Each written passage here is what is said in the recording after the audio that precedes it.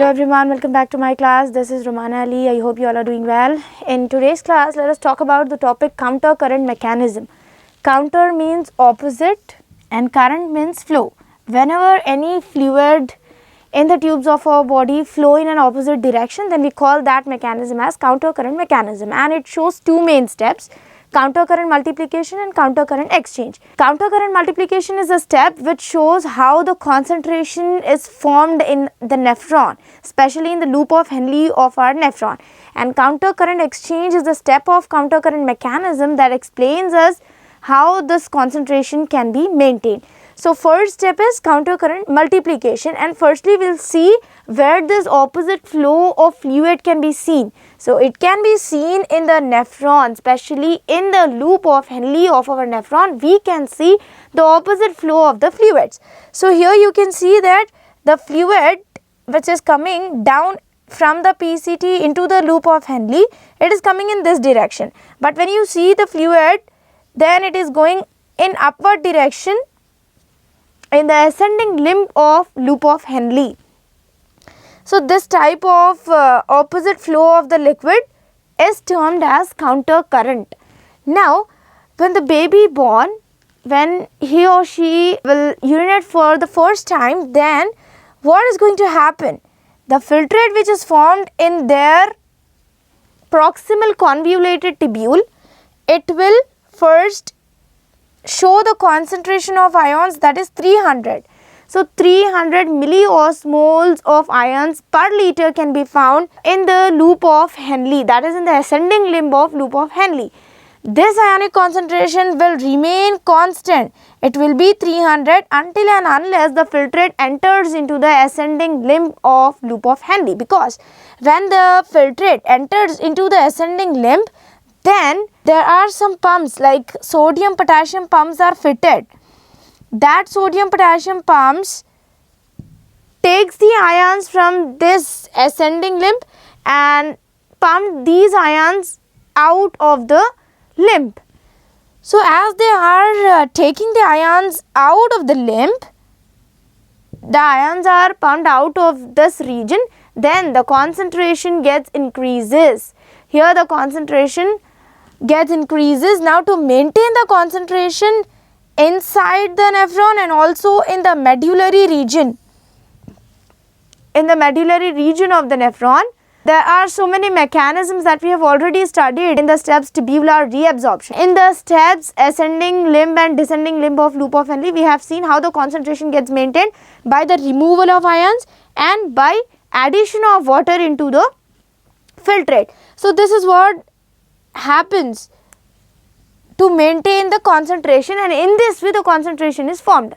Firstly, in the initial stage, when the person urinates for the very first time, at that time there will be no any concentration, but when the filtrate passes into the loop of Henle, at the time there will be no concentration. But when the filtrate enters into the ascending limb, then the pumps gets activated, and after the activation of pump, the ions can move out of the limb and the concentration is formed. So this is how the medullary concentration is formed due to the pumps that are present in the ascending limb of loop of Henle, and we call this as counter current multiplication. Now if this loop of Henle would not be in a U-shaped tube, then what would happen?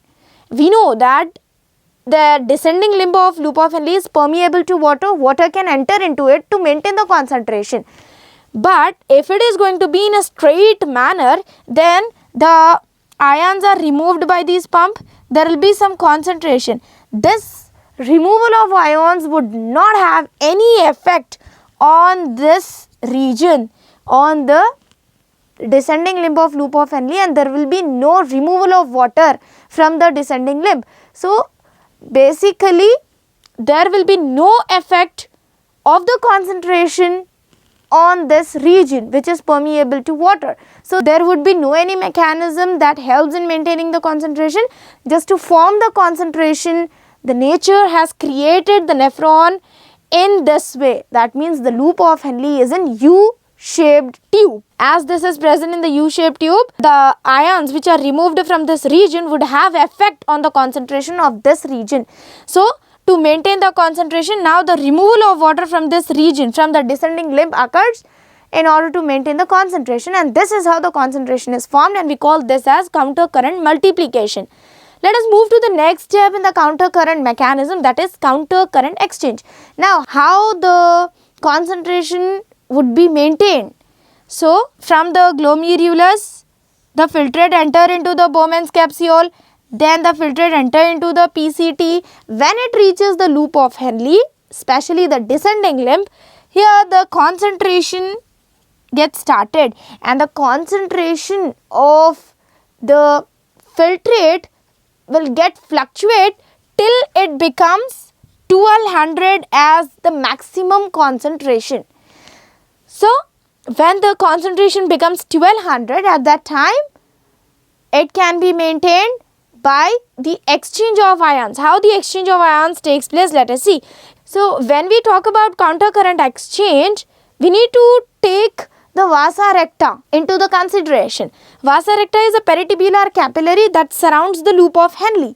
So, we are not taking all the peritubular capillaries that surrounds the whole renal tubule. We are just taking the vasa recta, which is surrounding the loop of Henle. So, now when you see the fluid which is coming down from the descending limb, then it enters into the ascending limb, it flows in an upward direction. This is how the counter current, the opposite flow of the filtrate, can be seen in between these two limbs of loop of Henle. And this type of counter current can also be seen in between the loop of Henle and the vasa recta. The blood which is coming from the vasa recta, it moves in an opposite direction when we see the direction of filtrate that is moving into the loop of Henle. So, basically we can find the three counter currents here in this structure. One counter current can be seen in between these two limbs of loop of Henle. One counter current can be seen in between the loop of Henle and vasa recta, and the third counter current mechanism can be seen in between these two regions of vasa recta. This region of vasa recta can be termed as descending limb of vasa recta, and this region of vasa recta is called as ascending limb of vasa recta. And this one is our descending limb of loop of Henle.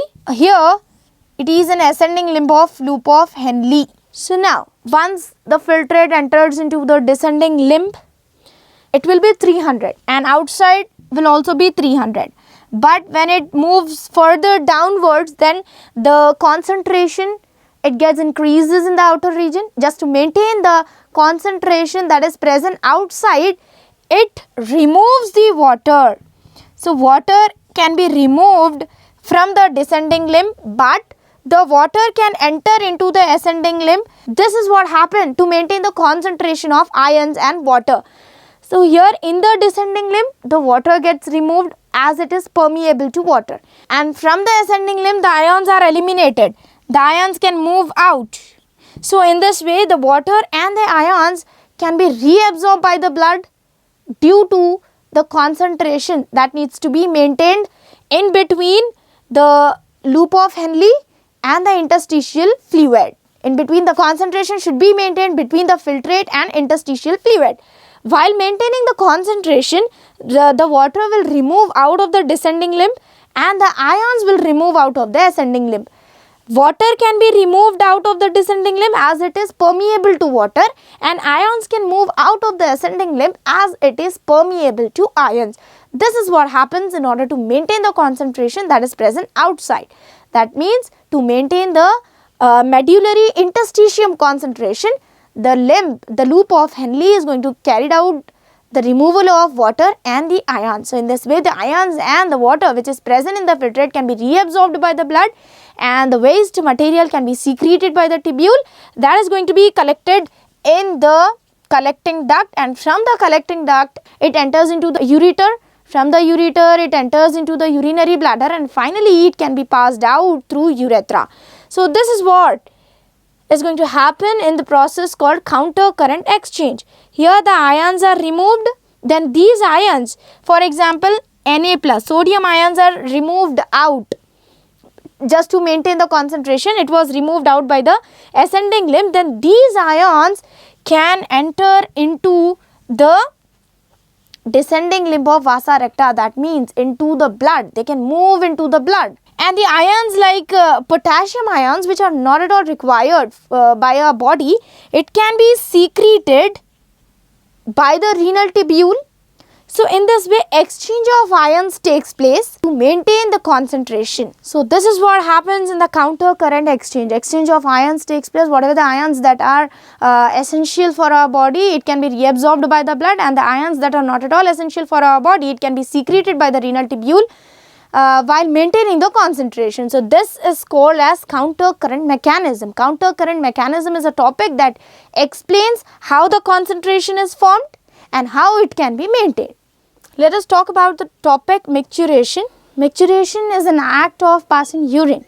We know that in an excretory system, kidneys are present. From the kidneys, two tube-like structures are arising, and we call that tubes as ureters.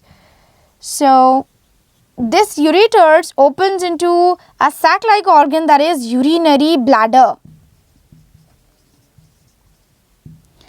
So when the urine gets formed into the kidneys, after the formation of the urine in the kidneys, by all the three processes, like by all the three steps, like glomerular filtration, after the tubular reabsorption, and after the tubular secretion, the urine which is formed into the kidneys, it can be passed into the tube-like structures.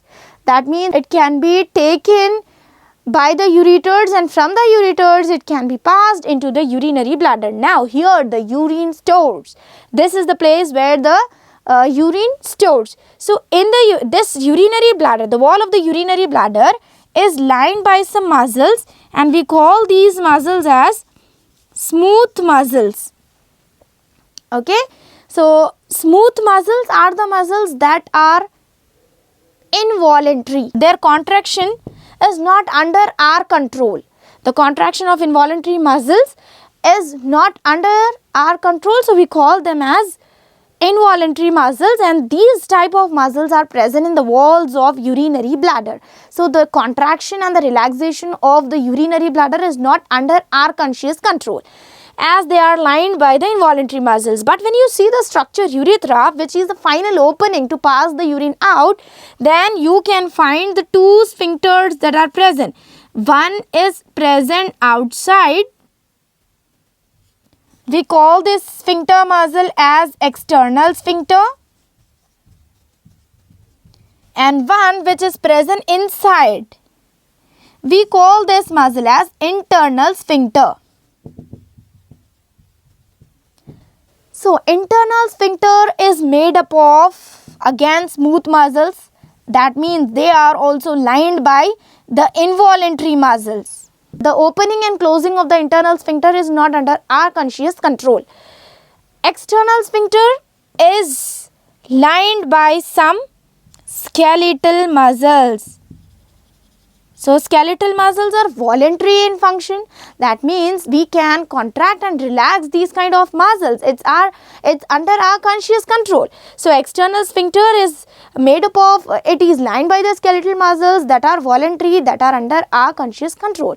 So whenever the urine stores in the urinary bladder, if enough amount of the urine is transferred into the urinary bladder, now some receptors are present over its wall. Now these receptors gets activated and they releases a neuron.